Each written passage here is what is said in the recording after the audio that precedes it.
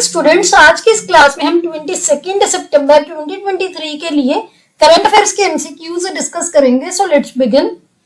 The first question is the women's reservation bill और 128th constitutional amendment bill 2023 provides how much reservation to women in लोक सभा and state assemblies.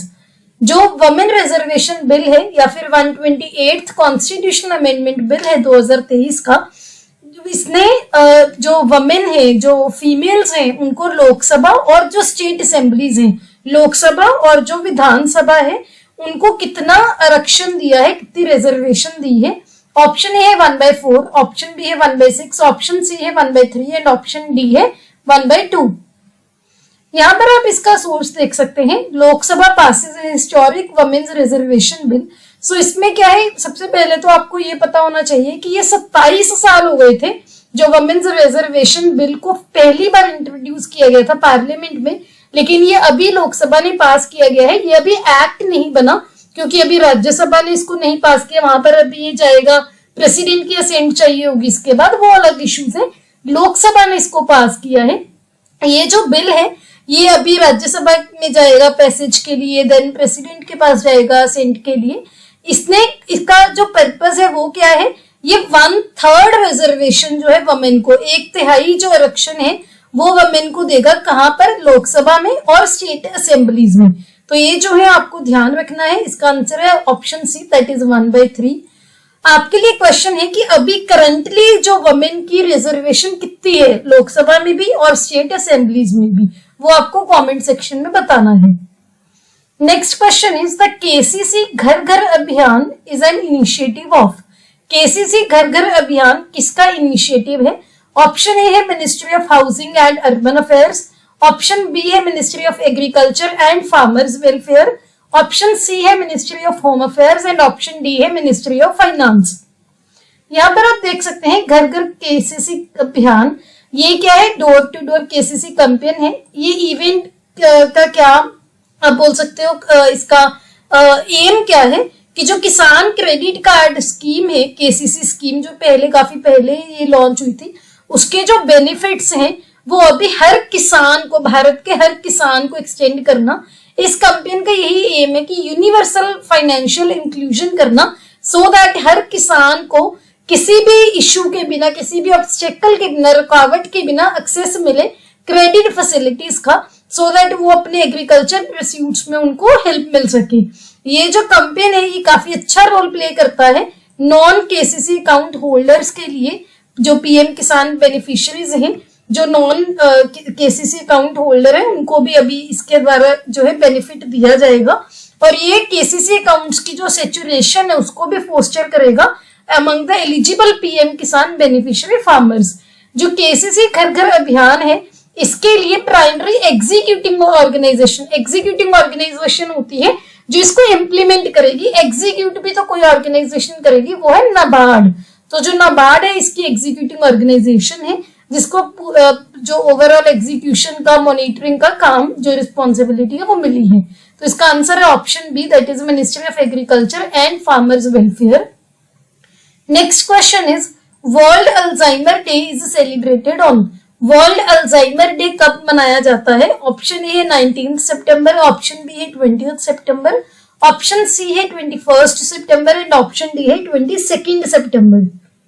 सो यहाँ पर आप देख सकते हैं वर्ल्ड अल्जाइमर डे 21 सितंबर को मनाया जाता है. इस बार का इसका थीम है never too early never too late.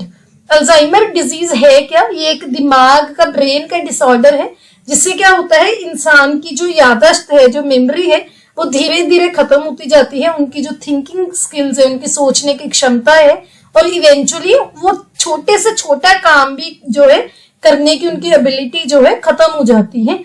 तो इसका आंसर है ऑप्शन सी, दैट इज 21 सितंबर. Next question is which of the following country is not the part of Five Eyes alliance. जो नीचे आपको 4 ऑप्शंस दी हैं, इनमें से कौन सा देश फाइव आईज अलायंस का पार्ट नहीं है? ऑप्शन ए है UK, United Kingdom, option B है यूएसए, ऑप्शन सी है इंडिया एंड ऑप्शन डी है कनाडा. यहाँ पर आप देख सकते हैं फाइव आईज अलायंस के बारे में. ये एक इंटेलिजेंस अलायंस है जिसमें कौन कौन मेंबर्स हैं? Australia, Canada, New Zealand, United kingdom and USA. ये जो देश है ये मल्टीलेटरल यूकूसा एग्रीमेंट का पार्ट है। ये एक ट्रीटी है जो कि इन सभी देशों में एक जॉइंट कोऑपरेशन के लिए ट्रीटी साइन हुई है। कहां पर? इंटेलिजेंस सिग्नल्स में। इसका जो ओरिजिन है, जो 5 आईज का ओरिजिन है, ये पहले इनफॉर्मल लेवल पर सीक्रेट मीटिंग्स हुई थी सेकेंड विश्व युद्ध के टाइम पे ब्रिटिश और अमेरिकन कोड ब्रेकर्स के बीच में। तब से इसका ओरिजिन माना जाता है इनफॉर्मल वे में। ये जो यूएस ने फॉर्मली वॉर में जब एंटर किया सेकेंड वर्ल्ड वॉर में, सेकेंड विश्व युद्ध में, उससे पहले स्टार्ट हो गई थी। उसके बाद फॉलोड बाय अलाइज, जो अलाइज थे 1941 का अटलांटिक चार्टर था उसके बाद, जो कि जिसने विजन एस्टैब्लिश किया पोस्ट वॉर वर्ल्ड का। तो ये चीजें आपको ध्यान रखनी है, ये अभी न्यूज में थी। इसका answer option C, that is India. India इसका पार्ट नहीं है। अभी आपने देखा कौन कौन से 5 देश इसके मेंबर्स हैं। Next question is the SDG summit 2023 was held in. SDG summit 2023 कहां पर हुई है? ऑप्शन ए है मनीला, ऑप्शन बी है जकार्ता, ऑप्शन सी है न्यूयॉर्क एंड ऑप्शन डी है सिडनी। यहाँ पर आप देख सकते हैं 2023 की जो एसडीजी समिट है ये रिसेंटली न्यूयॉर्क में हुई है, यूएसए में। इसने एक नए फेज की जो स्टार्टिंग को मार्क किया है, एक एक्सेलरेटेड प्रोग्रेस की एक बिगिनिंग की है टुवर्ड्स द एसडीजी यानी कि सस्टेनेबल डेवलपमेंट गोल्स, जिससे क्या है हाई लेवल पॉलिटिकल गाइडेंस मिलेगी एक ट्रांसफॉर्मेटिव एंड एक्सेलरेटेड एक्शंस के रिगार्डिंग 2030 तक। क्योंकि जो एसडीजी है इनका जो गोल है, जो टारगेट है 2030 तक है। रिसेंटली जो ये समिट है कन्वीन किसने किया है? President of the general assembly ने। ये जो समिट है इसने हाफ वे पॉइंट मार्क किया है, डेडलाइंस जो 2030 की डेडलाइन है उसके आधे तक अभी पहुंचा है। Agenda and the sustainable development goals तक जो 2030 का एजेंडा है, ये अभी जो हाई लेवल वीक था जनरल असेंबली का, उसका एक सेंटर पीस था। अभी यूएन जनरल असेंबली की एक हाई लेवल मीटिंग हुई थी और इसने जो मल्टीपल एंड इंटरलॉकिंग क्राइसिस हो रहे हैं पूरे जो विश्व है वो फेस कर रहा है, उसको एक बोल सकते हैं उसके लिए रिस्पॉन्स, एक इम्पैक्ट, उसको उसके उस रिस्पॉन्स के लिए, उस इम्पैक्ट के लिए रिस्पॉन्ड किया है। और इसने ये एक्सपेक्ट किया जा रहा है, इससे उम्मीद की जा रही है कि ये एक होप, ऑप्टिमिज्म, एंथुसियाज्म इनके सेंस को रीइग्नाइट करेगा 2030 के एजेंडा के लिए। तो इसका आंसर है option C, that is New York. Next question is the rank of India in the Digital Quality of Life Index Survey 2023 is। Digital Quality of Life Index Survey 2023 में भारत का क्या रैंक है? ऑप्शन ए है 52, option B है 62, option C है 72 and option D है 82। सो यहाँ पर आप देख सकते हैं digital quality of life index है, इसमें भारत का 52nd रैंक है। टोटल इसमें 121 कंट्रीज हैं जिसको रैंक किया जाता है। ये हर साल सर्वे होता है, एक नीदरलैंड बेस्ड फर्म है जो ये सर्वे करती है, 121 कंट्रीज को रैंकिंग देती है 5 फैक्टर्स के बेस्ड। कौन कौन से? Internet quality, internet affordability, E infrastructure, E government and E security. इसमें जो पहले 3 देश है फर्स्ट रैंक पर, सेकंड रैंक पर और थर्ड रैंक पर, वो कौन कौन से हैं? फर्स्ट पर है डेनमार्क, सेकंड पर है साउथ कोरिया एंड थर्ड पर है फिनलैंड और भारत का है 52nd। तो option A is the correct answer. Next question is the ASEAN solidarity exercise 01 ASX01N exercise it will be held at. ASEAN की सॉलिडेरिटी एक्सरसाइज 01 जो है ये कहां पर होगी? ऑप्शन ए है नातूना आइलैंड्स, ऑप्शन बी है स्पार्टिली आइलैंड्स, ऑप्शन सी है यागोंग आइलैंड्स एंड ऑप्शन डी है ट्री आइलैंड्स। सो जो ASX01N एक्सरसाइज है ये 5 दिन की आसियान सॉलिडेरिटी एक्सरसाइज है जो कि नाटूना, इंडोनेशिया के नाटूना आइलैंड्स में होगी जो कि साउथ चाइना सी के पास में है। आसियान के सभी मेंबर देशों में से मिलिट्री पर्सोनल जो है, जिसमें अभी जो 11th मेंबर बना था ईस्ट तिमोर, वो भी इसमें पार्टिसिपेट करेगा। यहाँ पर आप नातूना आइलैंड्स की जो है लोकेशन भी देख सकते हो, यहाँ पर है इंडोनेशिया और ये जो है साउथ चाइना सी का जो ये सारा साउथ चाइना सी का एरिया है, यहाँ पर है नाटूना आइलैंड्स। आपके लिए क्वेश्चन है कि जो आसियान के मेंबर नेशंस है कौन कौन से हैं वो आपको कमेंट्स में बताना है। इस क्वेश्चन का आंसर है ऑप्शन ए, दैट इज नातूला islands. Next question is the rank of India in 2023 global crypto adoption indexes. जो 2023 का ग्लोबल क्रिप्टो अडॉप्शन इंडेक्स है वहां पर इंडिया का क्या रैंक है। ऑप्शन ए है 1, ऑप्शन बी है 2, ऑप्शन सी है 3 एंड ऑप्शन डी है 4।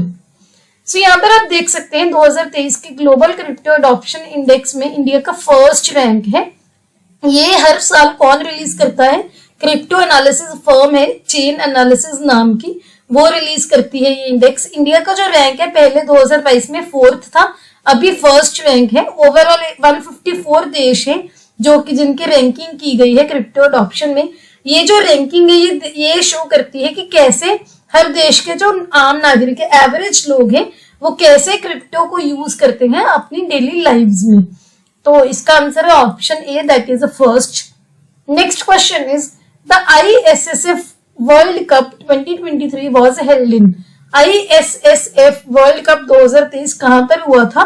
ऑप्शन ए है न्यूयॉर्क, ऑप्शन बी है ब्राजील, ऑप्शन सी है south Africa and option D है श्रीलंका। यहाँ पर आप देख सकते हैं ISSF वर्ल्ड कप 2023 ये रिसेंटली रियो दी जनेरो ब्राजील में हुआ था, जहां पर इंडिया के जो शूटर है एलाविनिल वलारिवन, इन्होंने गोल्ड मेडल जीता है women's 10 metre air rifle event में। इनके अलावा भारत के निश्चल ने women's 50 metre air rifle 3 position में सिल्वर मेडल जीता है। और ओवरऑल इंडिया का जो रैंक है 5th रहा, और जो जर्मनी था इसको गोल्ड मिला है, और जो फ्रांस है वो 2nd पोजीशन पर रहा सिल्वर के साथ, इंडिया के 5th पोजीशन पर रही।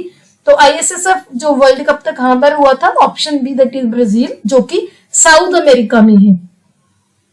ये हमारा सोशल मीडिया के यूजर नेम है, लिंक आपको डिस्क्रिप्शन में मिल जाएंगे, आप हमें यहाँ पर फॉलो कर सकते हैं। अगर आपको ये वीडियो अच्छी लगी please hit the like button, अपने दोस्तों के साथ वीडियो को जरूर शेयर कीजिए। Don't forget to subscribe to my channel. See you tomorrow at 8 o'clock। Have a nice day.